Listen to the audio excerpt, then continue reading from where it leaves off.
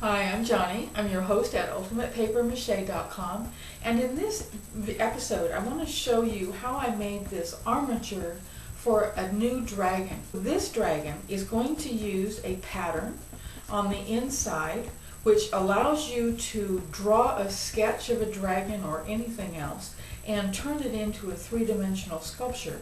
The other thing that we're going to use in the next video is paper mache clay. If you're on my website at ultimatepapermache.com, the pattern is going to be right down below this video.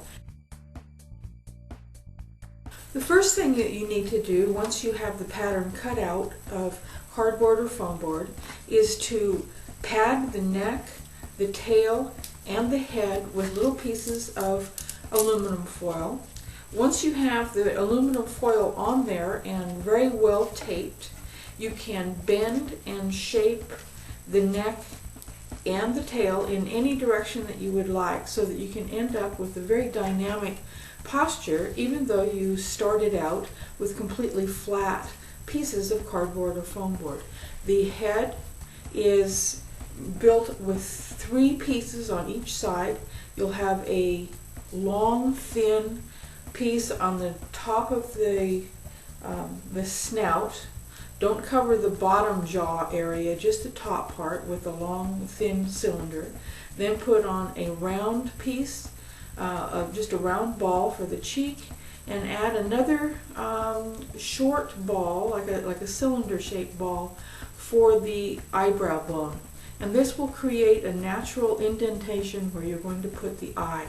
For the back legs, we're going to put pieces of aluminum foil on both sides of the bottom portion of the leg up to just about that far.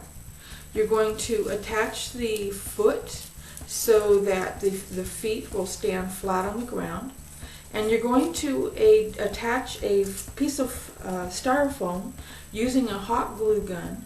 You want this piece to be larger in the front towards the toes and thinner at the back, so that when the legs are attached, you'll have a nice wide stance, and this will allow your dragon to stand up very nicely.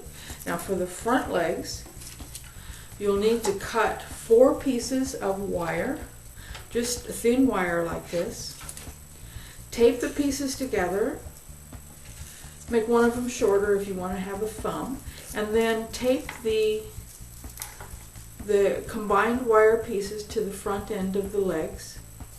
And then you'll need to attach pieces of styrofoam up to the shoulder area, and these pieces should be fairly flat. They don't need to be angled the way the back leg styrofoam pieces are.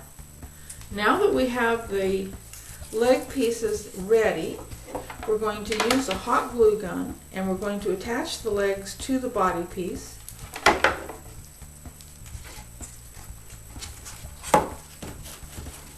Her tail will stand on the ground, and her feet should be flat, so this will be easy to put these together.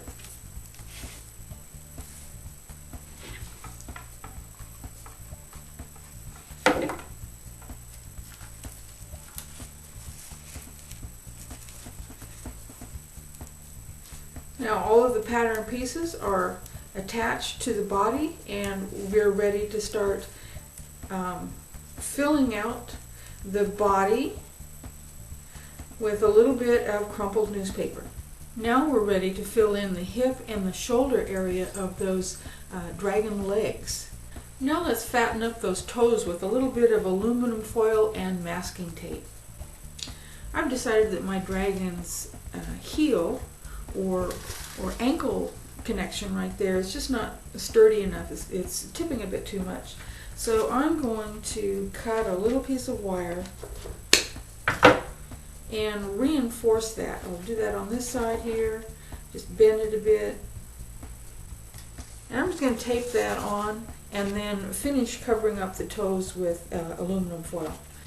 Now we can bend those fingers a little better so that they look a bit more lifelike. If if we can use the term lifelike with the dragon, and we're going to wrap the fingers completely with masking tape, because if we don't, the clay won't stick to it, and because the iron inside of that wire would rust and it would ruin the paint job of our dragon when it's done.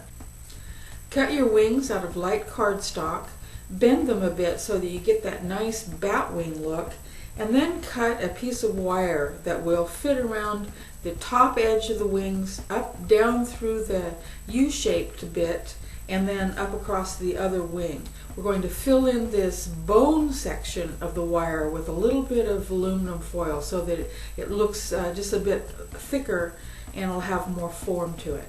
Tape the wire that you've padded onto your wings, then go ahead and put the tabbed section of the wings onto your dragon the way you want them, and use some tape to tape the tabs onto the body of the dragon.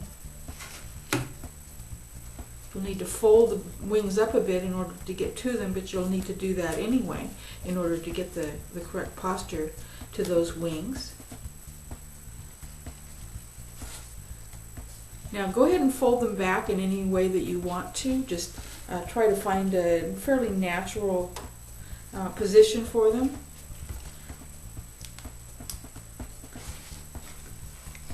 I made my spines just out of a long strip of cardstock. I cut a sawtooth edge on one side, and I've cut tabs in the other. Now what I'm going to do is just bend each one of those tabs, one to the left, one to the right, all the way down the end, and we'll tape it on to the dragon's spine just as soon as this is done.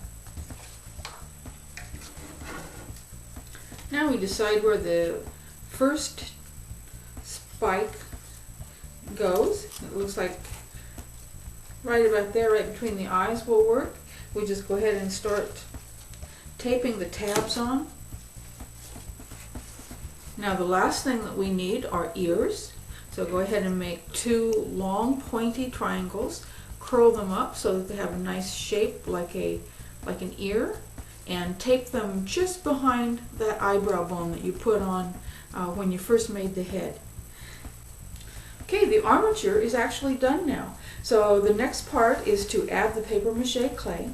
We're going to be doing that in the next video, so be sure to come to ultimatepapermache.com. If you haven't been watching this on my website, you'll be able to find the next video just as soon as it comes out, and I sincerely hope I see you there. Bye-bye.